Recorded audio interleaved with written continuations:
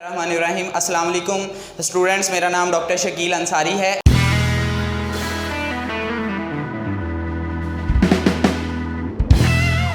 इस वीडियो में मैं आपको प्रोकैरियोटिक सेल और यूकैरियोटिक सेल के कंपैरिजन जो है वो पढ़ाने वाला हूँ। चलिए स्टार्ट करते हैं। सबसे पहले हम देखते हैं प्रोकैरियोटिक सेल क्या होता है और यूकैरियोटिक सेल क्या होता है।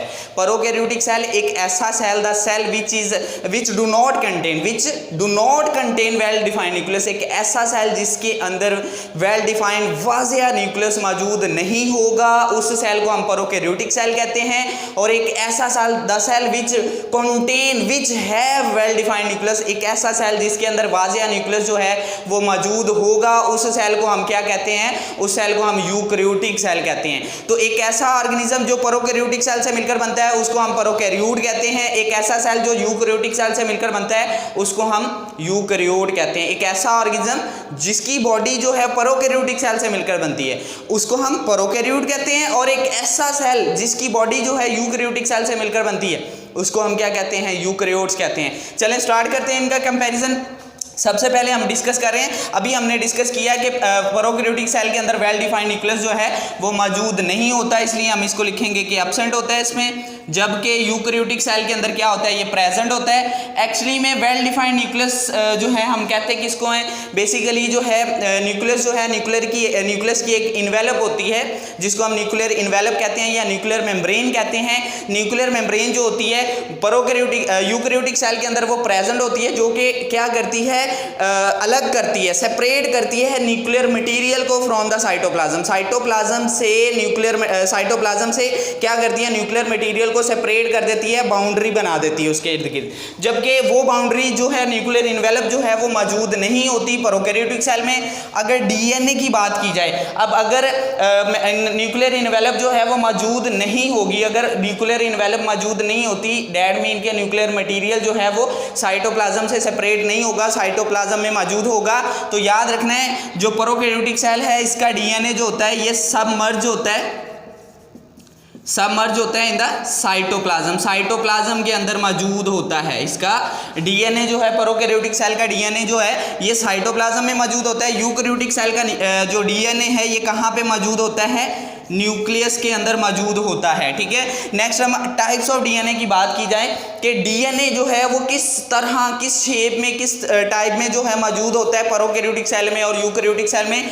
अगर प्रोकैरियोटिक सेल की बात की जाए तो इसका डीएनए जो है वो सर्कुलर डीएनए होता है। क्या होता है? सर्कुलर डीएनए होता है। और ये सर्कुलर डीएनए जो है एज न्यूक्लियाइड जो है बेटा उस तरह मौजूद होता है, न्यूक्लियाइड की शक्ल में मौजूद होता है। जबकि जो हमारे पास यूकैरियोटिक सेल है इसका डीएनए जो है वो लीनियर डीएनए होता है, स्ट्रेट फॉर्म में होता है, लीनियर डीएनए होता है। और वो याद रखना है ये न्यूक्लियाइड की शक्ल में होता है, जबकि लीनियर डीएनए जो है ये न्यूक्लियस के अंदर मौजूद होता है। न्यूक्लियाइड इसकी जो है हम जो है शेप को या इसकी जो स्ट्रक्चर है उसको हम कहते हैं सॉफ्ट को कहते हैं, लीनियर डीएनए स्ट्रेट को कहते हैं। लेकिन लीनियर डीएनए कहाँ पे मौजूद होता है?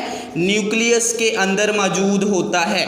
ठीक है, नेक्स्ट अगर देखें मेम्ब्रेन बाउंडेड ऑर्गेनेलिज। अब जो यूकैरियोटिक सेल हैं उसमें मेम्ब्रेन और बाउंडेड ऑर्गेनेलिज जो हैं वो मौजूद होते हैं। जो यूकैरियोटिक सेल है उसके अंदर मेम्ब्रेन बाउंडेड ऑर्गेनेलिज जो हैं वो क्या होते हैं? मौजूद होते हैं। तो हम यहाँ पे लिखेंगे यूकैरियोटिक सेल में ये मेम्ब्रेन बाउंडेड ऑर्गेनेलिज जो हैं वो प्रेजेंट होते हैं। जबकि जो हमारे पास प्रोकैरियोटिक सेल है इसके अंदर मेम्ब्रेन बाउंडेड ऑर्गेनेलिज जो होते हैं एब्सेंट होते हैं। मेम्ब्रेन बाउंडेड ऑर्गेनेलिज कौन से ऑर्गेनेलिज होते हैं? हमारे पास दो तरह के ऑर्गेनेलिज होते हैं, एक डबल मेम्ब्रेन बाउंडेड ऑर्गेनेलिज होते हैं, एक सिंगल मेम्ब्रेन बाउंडेड ऑर्गेनेलिज होते हैं। जैसे कि माइटोकॉन्ड्रिया पढ़ा हुआ है आपने, क्लोरोप्लास्ट पढ़ा हुआ है, ये ऐसे ऑर्गेनेलिज हैं जिनकी दो मेम्ब्रेन्स होती हैं, इनको हम डबल मेम्ब्रेन बाउंडेड ऑर्गेनेलिज कहते हैं। सिंगल मेम्ब्रेन बाउंडेड ऑर्गेनेलिज की बात की जाए तो हमारे पास गोल्जी अपरेटस आ जाते हैं, एंडोप्लाज्मिक रेटिकुलम आ जाता है, इस तरह के काफी सारे हैं। ये वो हैं जो क्या है? सिंगल मेम्ब्रेन बाउंडेड ऑर्गेनेलिज हैं। ठीक है, तो याद रखना है सिंगल मेम्ब्रेन या डबल मेम्ब्रेन बाउंडेड ऑर्गेनेलिज होते हैं प्रोकैरियोटिक सेल में एब्सेंट होते हैं और यूकैरियोटिक सेल में क्या होते हैं? प्रेजेंट होते हैं। नेक्स्ट अगर देखा जाए राइबोसोम्स की बात की जाए, राइबोसोम्स दोनों सेल्स में मौजूद होते हैं। तो डिफरेंस क्या है? याद रखना है जो प्रोकैरियोटिक सेल का राइबोसोम होता है वो स्मॉल होता है, उसको हम स्मॉलर राइबोसोम्स कहते हैं। प्रोकैरियोटिक सेल के अंदर जो राइबोसोम मौजूद होता है वो स्मॉलर होता है, कितने जो है सेगमेंटेशन या स्वेटबर्ग यूनिट का होता है वो 70s का होता है। कितने का होता है? 70s का। जबकि अगर हम यूकैरियोटिक सेल की बात करें तो इसके अंदर जो राइबोसोम होता है वो लार्जर राइबोसोम होता है, लार्जर राइबोसोम होता है, और वो कितने जो है स्वेटबर्ग यूनिट का होता है? 80s का होता है, 80 स्वेटबर्ग यूनिट्स का होता है। ठीक है, और याद रखना है 70s का जो हमारे पास राइबोसोम है, स्मॉलर राइबोसोम है, ये 2 सब यूनिट से मिलकर बनता है।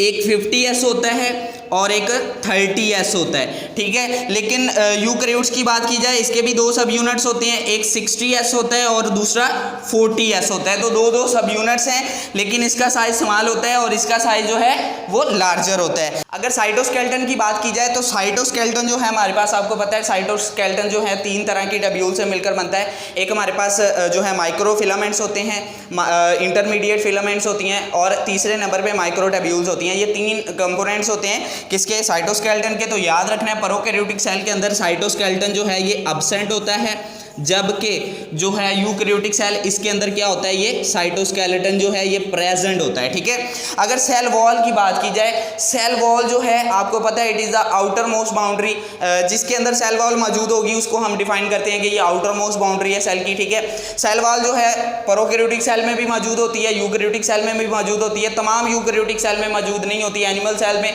सेल वॉल एब्सेंट होती है।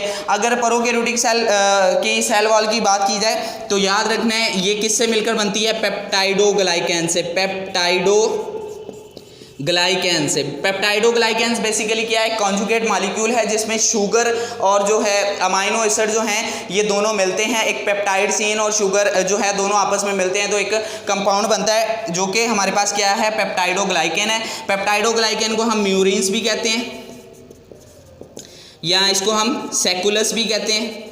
तो बेसिकली जो इसकी सेल वाल है इन चीज़ों से मिलकर बनती है। अगर यूकैरियोटिक सेल की बात की जाए तो यूकैरियोटिक सेल में अगर हम प्लांट्स की बात करें या फंजाई के सेल की बात करें, प्लांट सेल की और फंजाई सेल की बात करें, तो इन दोनों सेल्स में क्या होता है? सेल वाल मौजूद होती है। प्लांट सेल की सेल वाल जो है वो सेलुलोज से मिलकर बनती है, प्लांट सेल की सेल वाल जो है वो सेलुलोज से मिलकर बनती है, जबकि जो हमारे पास फंजाई है उसकी सेल वाल जो है वो काइटन से मिलकर बनती है। किससे मिलकर बनती है?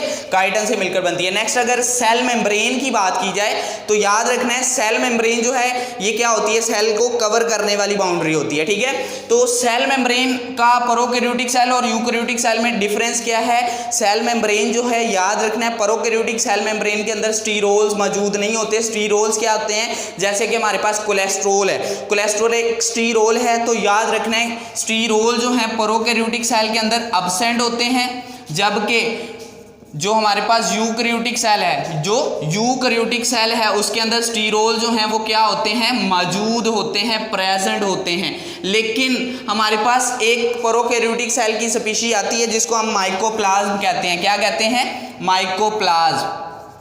माइकोप्लाज्म के अलावा जितने भी प्रोकैरियोटिक सेल हैं, माइकोप्लाज्म एक स्पीशी है बेटा, याद रखना है। जो बैक्टीरिया उसकी एक स्पीशी है जिसके अंदर स्टीरोल्स मौजूद होते हैं, लेकिन उसके अलावा जितने भी हमारे पास प्रोकैरियोटिक सेल हैं उनकी सेल मेम्ब्रेन के अंदर क्या होता है? स्टीरोल्स एब्सेंट होते हैं। जबकि यूकैरियोटिक सेल के तमाम जितने भी सेल्स हैं हमारे पास, जितने भी जानदारों के सेल हैं, उन तमाम सेल्स के अंदर क्या होता है? उसकी सेल मेम्ब्रेन के अंदर स्टीरोल्स मौजूद होते हैं in the form of cholesterol, cholesterol की शक्ल में। अगर सेल डिवीजन की बात की जाए तो दोनों सेल, प्रोकैरियोटिक सेल भी और यूकैरियोटिक सेल भी, दोनों सेल्स क्या करते हैं? सेल डिवीजन शो करते हैं, लेकिन दोनों का मेथड अलग है सेल डिवीजन का। जब जो प्रोकैरियोटिक सेल हैं ये बाइनरी फिशन के जरिए, बाइनरी फिशन एक प्रोसेस है जिसमें सेल जो है वो 2 सेल में टूट जाता है। बाइनरी का मतलब 2, फिशन का मतलब टूटना, स्प्लिटिंग। तो स्प्लिटिंग इनटू 2 सेल जो है वो 2 में टूट जाता है डायरेक्टली, इसको हम बाइनरी फिशन कहते हैं। तो बाइनरी फिशन के जरिए प्रोकैरियोटिक सेल जो है वो डिवाइड करता है। जबकि यूकैरियोटिक सेल की बात की जाए तो यूकैरियोटिक सेल जो है वो माइटोसिस के जरिए, किसके जरिए?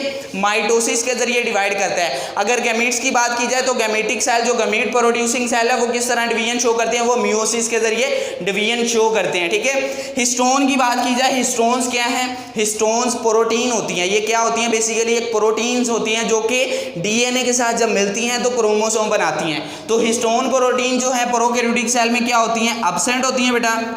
याद रखना है आपने, ये एब्सेंट होती हैं, जबकि जो हमारे पास यूकैरियोटिक सेल है उनके अंदर क्या होती हैं, ये मौजूद होती हैं। कंपोजिशन ऑफ फ्लैजेला, फ्लैजेला याद रखना है प्रोकैरियोटिक सेल में भी मौजूद होते हैं, यूकैरियोटिक सेल में भी मौजूद होते हैं।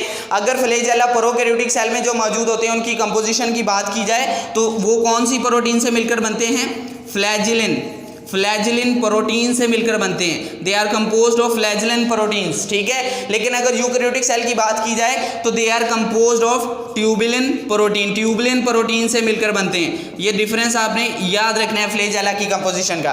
फूड स्टोरेज की बात की जाए कि फूड को किस फॉर्म में जो है, किस बड़े कंपाउंड की शक्ल में स्टोर किया जाता है, तो याद रखना है प्रोकैरियोटिक सेल जो है वो फूड को स्टोर करते हैं in the form of glycogen, glycogen की शक्ल में जो है स्टोर करते हैं। जबकि यूकैरियोटिक सेल की बात की जाए तो यूकैरियोट्स जो हैं, अगर एनिमल्स की बात की जाए तो एनिमल्स ग्लाइकोजन की शक्ल में उसको स्टोर करते हैं फूड को, जबकि अगर प्लांट्स की बात की जाए तो वो स्टार्च की शक्ल में जो है वो फूड को स्टोर करते हैं, ठीक है।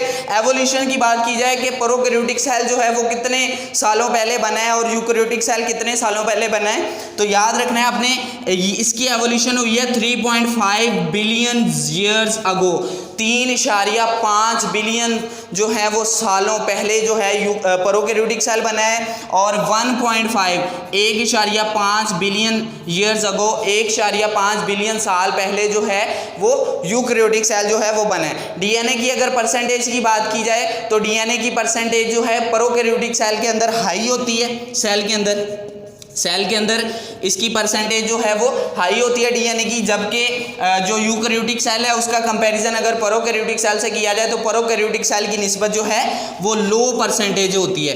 तो याद रखना है आपने ये डिफरेंसेस। अगर एग्जांपल की बात की जाए प्रोकैरियोटिक सेल में हमारे पास बैक्टीरियल सेल आ जाते हैं, ठीक है, यूकैरियोट्स के अंदर हमारे पास एनिमल सेल्स आ जाते हैं, प्लांट्स आ जाते हैं। तो ये हमारा आज का डिफरेंस था, इसमें प्रोकैरियोटिक सेल और यूकैरियोटिक सेल का कंपैरिजन मैंने आपको बताया। मैं उम्मीद करता हूँ आप सबको ये वीडियो बड़ी अच्छी से समझ आई होगी, जो भी मैंने आपको कॉन्सेप्ट दिया वो बड़े अच्छे से क्लियर हो गया होगा। अगर फिर भी किसी का कोई क्वेश्चन है, कोई कॉन्सेप्ट क्लियर नहीं हुआ तो इसी वीडियो के कमेंट बॉक्स में जाके कमेंट करें, इंशाल्लाह मैं आपको जल्द आपके सवाल का जवाब दूंगा। मिलते हैं नेक्स्ट वीडियो के साथ। अल्लाह हाफिज़।